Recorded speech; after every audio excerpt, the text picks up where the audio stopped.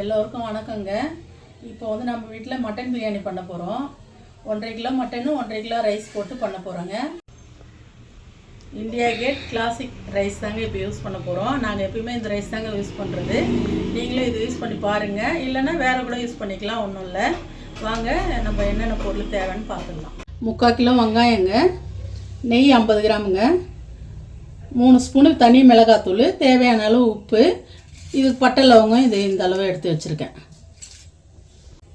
ஒரு கட்டு புதினாங்க, 100 கிராம் தயிருங்க, ஒரு கட்டு கொத்தமல்லி, பெரிய சைஸு எலுமிச்சம்பழத்தில் இந்த பாதி முக்கால் மாதிரி கட் பண்ணியிருக்கோம், 1/2 கிலோ தக்காளி, ஒரு 12 பச்சை மிளகா, இஞ்சி பூண்டு விழுது வந்து 150. தாளிக்கிறதுக்கு முன்னாடி ரைஸை நம்ம ஊற வச்சிடலாம். 1.5 கிலோ ரைஸுங்க இது. கடலை எண்ணெய் தானங்க நல்லாயிருக்கும் பிரியாணிக்கு. இப்போ ஒரு 1/4 கிலோ கடலை எண்ணெய் ஊற்றிக்கிறேன். எண்ணெய் காஞ்சிடுச்சுங்க, வெங்காயத்தை போட்டுக்கலாம்.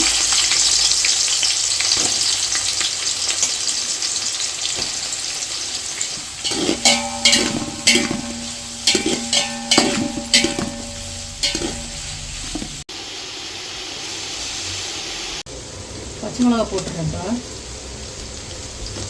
தக்காளியும் போட்டுடுறேன்.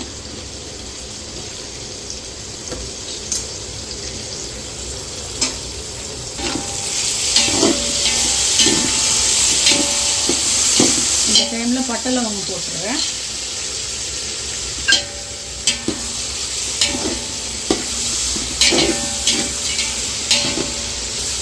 தக்காளி கொஞ்சம் வதங்கணும்.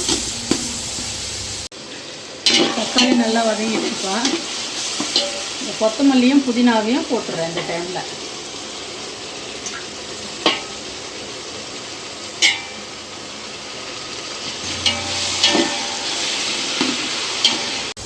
இஞ்சி பூண்டு பேஸ்ட்டு போட்டுடுறேங்க. இது முதல்ல போட்டு அடியில் பிடிச்சிக்கும், அதனால தான் இந்த ஸ்டேஜில் போடுறது.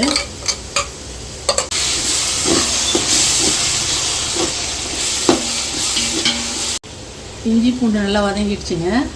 மட்டனை போட்டுக்கலாம்.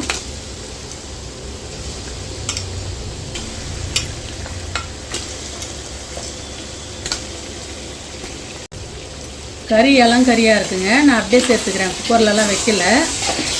கறி எப்படி இருக்குன்னு பார்த்துட்டு நீங்கள் குக்கரில் வைக்கலாமா இப்படி சேர்க்கலாமான்னு பார்த்துக்கோங்க.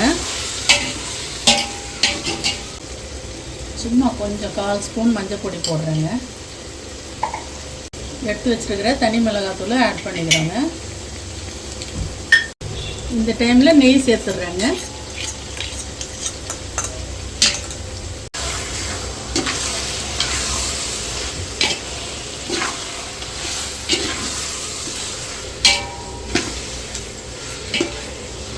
தயிரும் சேர்த்துடுறேன்.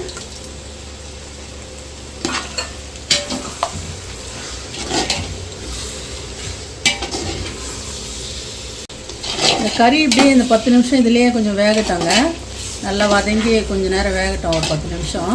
அதுக்கப்புறமா தண்ணி ஆட் பண்ணலாம்.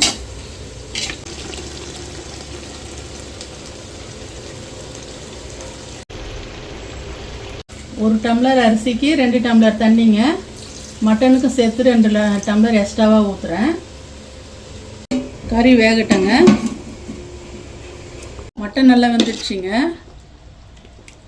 பாருங்கள், நல்லா வெந்துடுச்சு. இந்த டைமில் அரிசியை போட்டுக்கலாம்.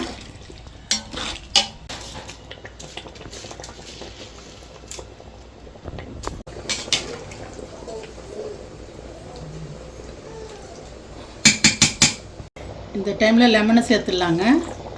கொஞ்சம் இப்படி கலரி விட்டுட்டு தம் போட்டுடலாம்.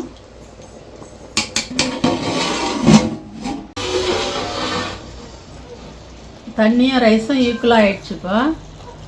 இப்போ தம் போட்டுடலாம் ஸ்லோ பண்ணிவிட்டு. சூப்பராக வந்திருக்குப்பா பிரியாணி.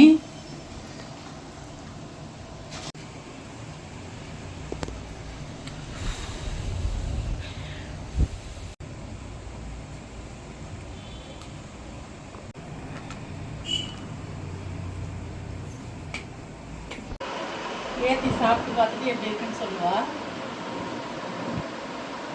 எப்படிமா இருக்கு? நீங்களும் வீட்டில் செஞ்சு பார்த்துட்டு எப்படி இருக்குன்னு கமெண்ட்டில் சொல்லுங்கள். பாய்.